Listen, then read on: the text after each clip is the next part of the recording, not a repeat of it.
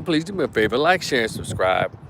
Thank you to those of you who've already subscribed to my channel, Rico the Opinionist. When we get up to 1,500, it's going to turn into Rico the Opinionated Podcast or Rico the Opinionist Podcast. So I know y'all already waiting for that.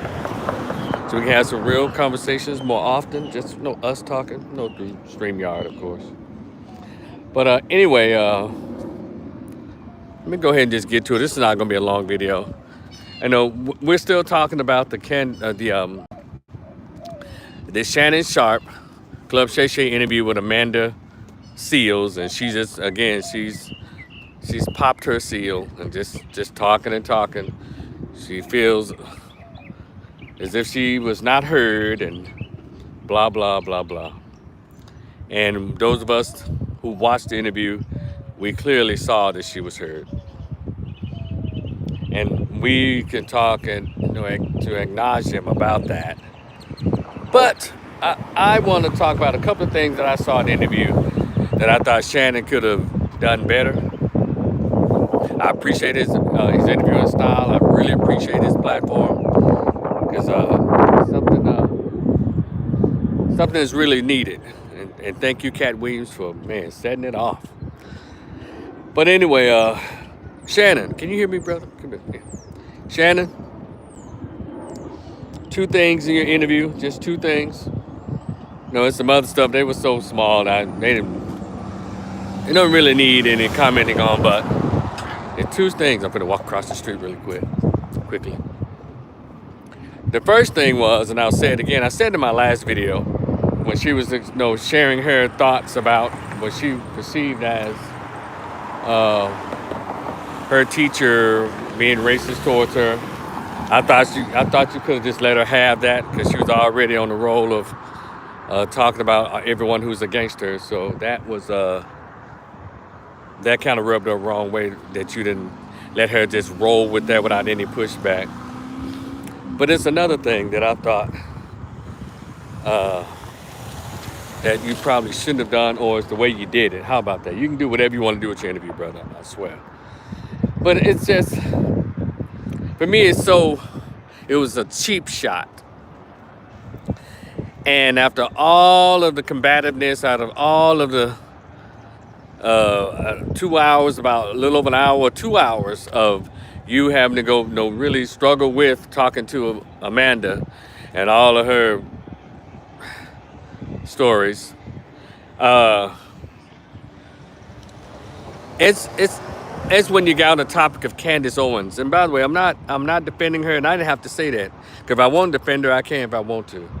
So I know a lot of us who are not on the liberal Democratic train, we don't have to look over our shoulder every time we want to say something opposite, or at least point out things that don't really make sense. Now, I know your interviewing style, Shannon, how you like to set stuff up, and you did it with Monique, you did it with Kat, you did it, with everybody.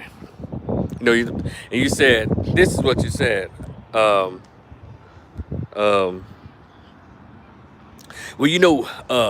Candace said, Candace, no, I'm sorry, let me start over. You're saying, there's some people who forget that they're black, and they try to, do things that they think that's not black, whatever. That's what you're leading to, and you were trying to lead Amanda into a conversation about folks. I think she had just ripped that little Nigerian guy on ESPN, ripped him a new one about his comments about Angel Reese. And so you said, speaking of people who don't know that they're black or forgot that they're black. And she said, I know where you're going with that.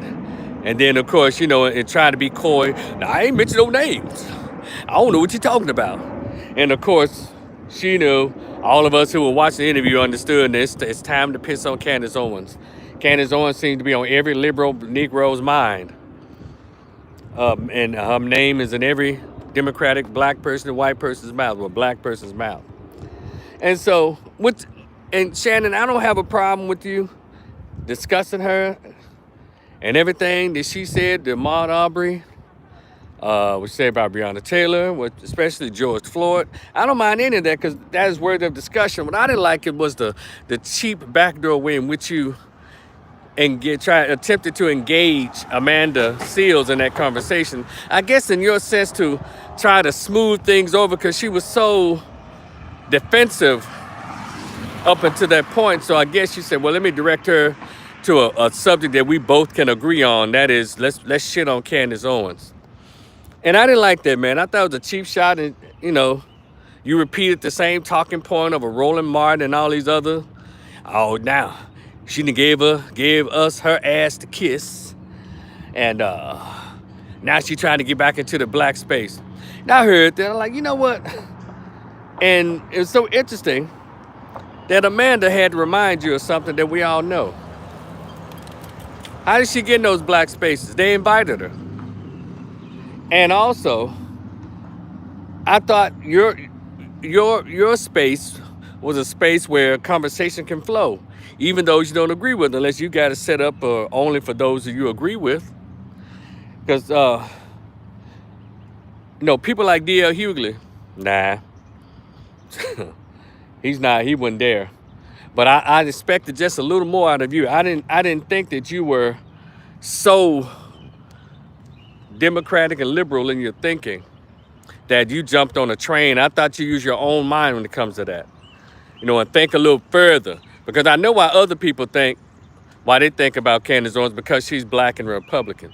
Now, had she been a black and a Democrat, Roland Martin and D.L. Hughley and everybody who just really just tear her apart, they'd be kissing her ass. And so, I don't understand why this this call to arms to make sure that she doesn't come on black platforms. What are y'all afraid that she'll speak some of that truth and that she'll speak some truth and actually start saying, you know what? I heard she said we can agree to disagree, but Candace was telling the truth. She does drop jewels. Y'all conveniently leave that out. And Shannon, I didn't think that was cool. And so you just talk crazy about it and drove and just drug her through there. But I kind of expected her to be on your platform, Shannon. Yeah. So have a conversation with her. All these people that y'all talk about, how come you don't talk to them? That's what I was thinking. That's why I kind of had the expectation. That's okay. She need to get on that Shannon Sharp. And Shannon, your place is the perfect place for her to be invited to. But you can ask her all those questions, and if she squirms, she squirms. But to do what the rest of these folks are doing and just say disparaging things about her, but you don't want to talk to her, I think that's kind of cowardly. And I expected more from you. Now, again, you can run your platform any way you want to. I certainly do mine. But I was kind of disappointed. And it was almost like you were trying to get in good with Amanda. Let me tell you something, Shannon. I want you to listen to me, bro. Amanda Seals is not a fan of black men. She's not. She talks all that shit. And the dude that she dated, the kind of dudes she was dating. Little lower level dudes. She wasn't dating no high value, high functioning black men. And so they feel so empowered to talk shit about the black men that they date. But those of us out here who can give them a run for their money, So they'll go around, these feminists like Amanda Seals and these others. There's not any black men who can reach my intellect, even my yoke. One thing about us, we don't pay Amanda Seals any attention. And if she was, a woman we see at the bar, she better be acting nice.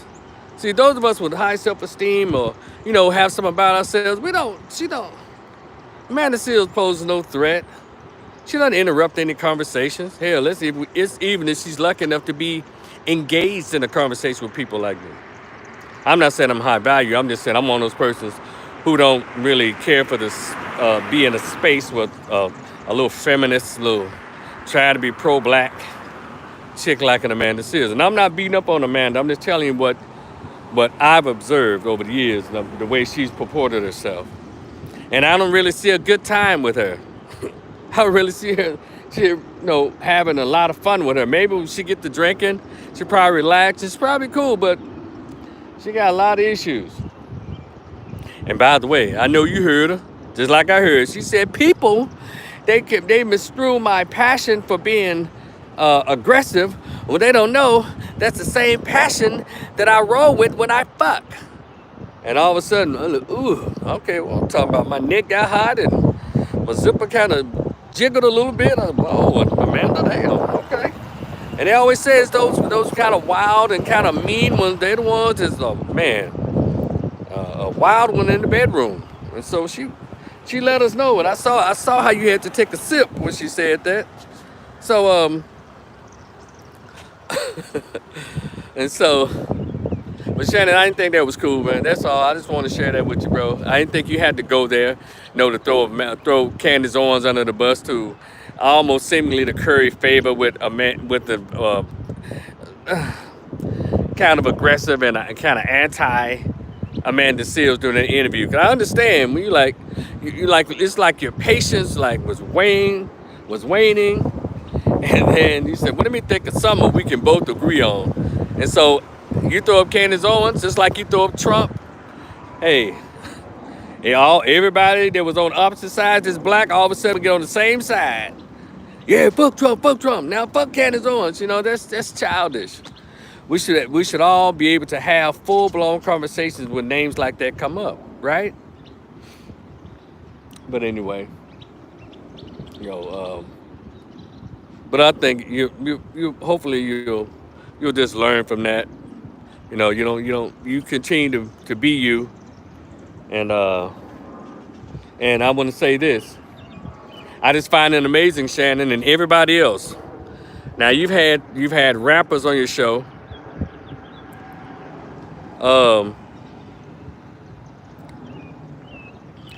And so you can have rappers on your show, and rappers do way more damage to the black community than a Candace Owens. But you never had anything disparaging to say about these little funk ass rappers that you had on your show. I just find it's weird. And when people mention Candace, the same people, there are people who are I guess that you're cool with.